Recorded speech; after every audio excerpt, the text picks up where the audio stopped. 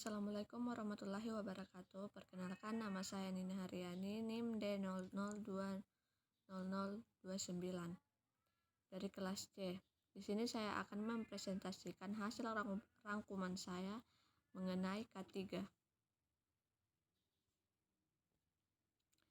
Mulai dari sejarah K3.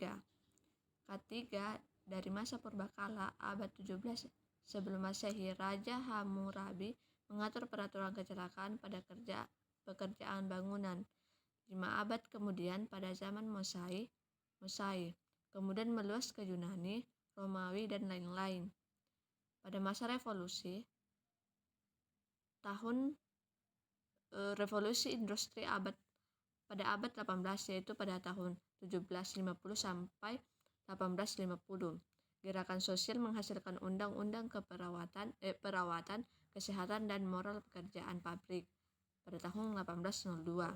Di Denmark sejak tahun 1840, di Swiss pada tahun 1877, di Amerika Serikat Manchester pada tahun 1867.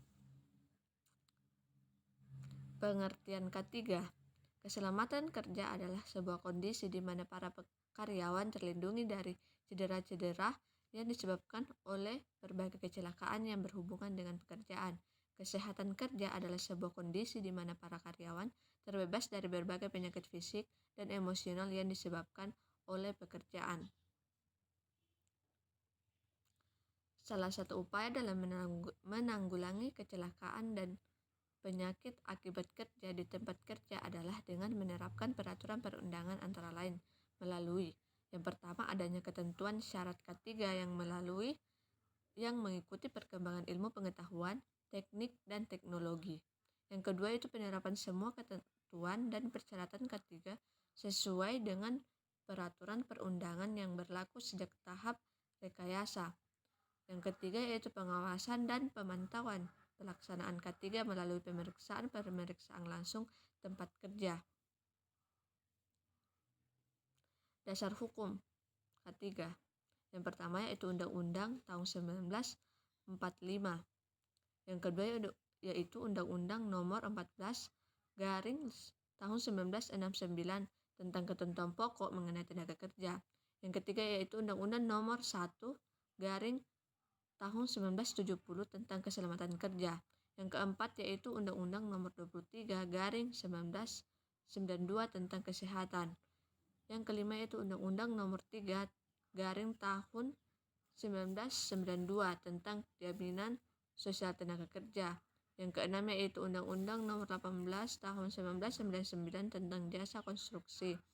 Yang ketujuh yaitu Undang-Undang nomor 28 tahun 2002 tentang bangunan gedung. Yang kedelapan yaitu Undang-Undang nomor 13 tahun 2003 tentang ketenagakerjaan. Dasar hukum lanjutannya. Yang pertama yaitu Permenaker nomor 1 tahun 1980 tentang keselamatan dan kesehatan kerja pada konstruksi bangunan. Yang kedua itu keputusan bersama Menaker Mempu nomor 174 tahun 1986 dan 104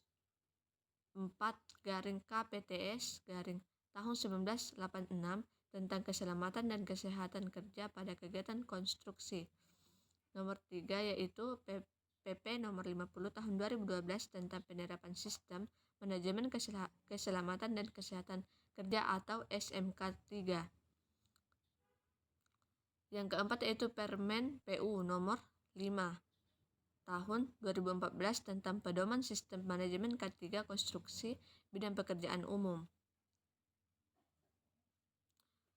Selanjutnya, alat pelindung diri atau APD adalah pakaian khusus atau peralatan yang dipakai petugas untuk memproteksi diri dari bahaya fisikal, semisal biologis atau bahan infeksi DCD. Tujuan penggunaan APD yaitu untuk melindungi tubuh dari bahaya pekerjaan yang dapat mengakibatkan penyakit atau kecelakaan kerja. Jenis-jenis APD yaitu yang pertama pengaman mata, yang kedua pengaman tangan, yang ketiga pengaman wajah, yang keempat pengaman telinga, yang kelima pengaman terjatuh, dan yang keenam pengaman pernapasan. Selanjutnya yaitu B3 atau bahan beracun berbahaya. Menurut Bapedai tahun 1995, B3 adalah setiap bahan sisa atau limbah suatu proses kegiatan produksi baik pada skala rumah tangga, industri, pertambangan, dan lain sebagainya yang mengandung bahan B3 karena sifat toxicity, flammability, reactivity, dan corrosivity, serta konsentrasi atau jumlahnya tidak langsung dapat merusak, mencemarkan lingkungan, atau membahayakan kesehatan manusia.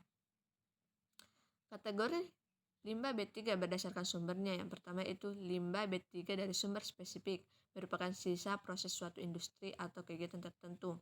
Yang kedua yaitu limbah B3 dari sumber tidak spesifik, merupakan limbah dari proses utama suatu kegiatan industri. Yang ketiga itu limbah B3 dari bahan kimia kadaluarsa.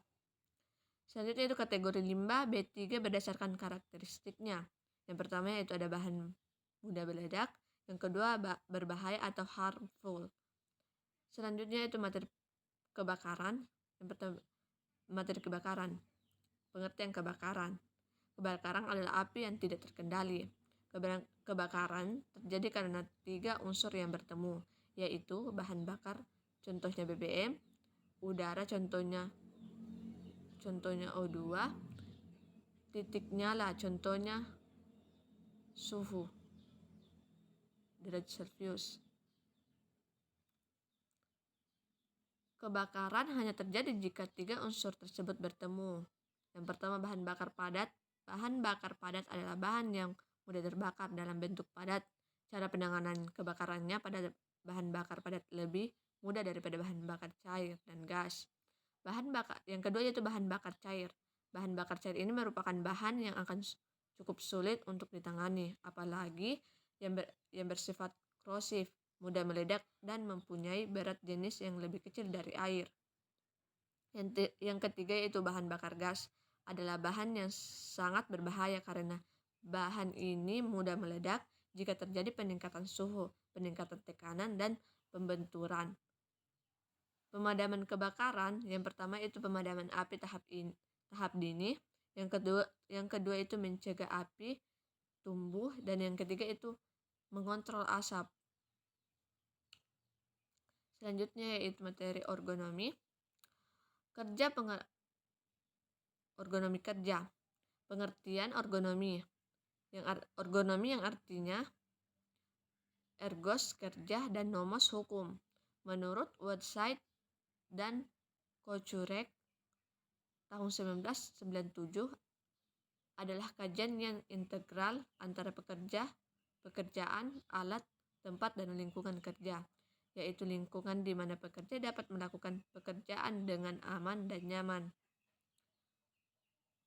Antropometri berasal dari kata antro yang berarti manusia dan metri yang berarti ukuran. Secara definitif, antropometri dapat dinyatakan sebagai studi yang berkaitan dengan pengukuran dimensi tubuh manusia menurut Wignojoseph tahun 2000. Prinsip dasar penerapan antropometri dalam desain yang ergonomis yaitu yang pertama desain untuk individual yang ekstrim, maksimal dan minimal. Yang kedua yaitu desain untuk rata-rata manusia. Yang ketiga itu desain yang dapat disetel. Desain untuk individu antropometri terbagi menjadi 2, yaitu antropometri statis dan struktural. Yang kedua yaitu antropometri dinamis.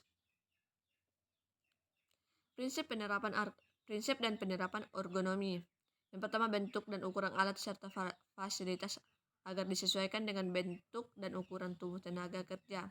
Yang kedua yaitu menghindari kontraksi statis sedapat mungkin tak melebihi 15% kekuatan maksimal. Faktor bahaya lingkungan kerja. Yang pertama yaitu faktor fisik, yang termasuk faktor fisik yaitu kebisingan, getaran, pencahayaan, radiasi UV magnetik, tekanan udara, dan iklim kerja. Faktor kimia. Yang kedua yaitu faktor kimia, faktor biologi, faktor ergonomi, dan faktor psikologi. Sekian, itulah tadi pemaparan presentasi dari saya. Lebih dan kurangnya mohon dimaafkan. Saya akhiri. Wabillahi taufiq wal hidayah. Wassalamualaikum warahmatullahi wabarakatuh.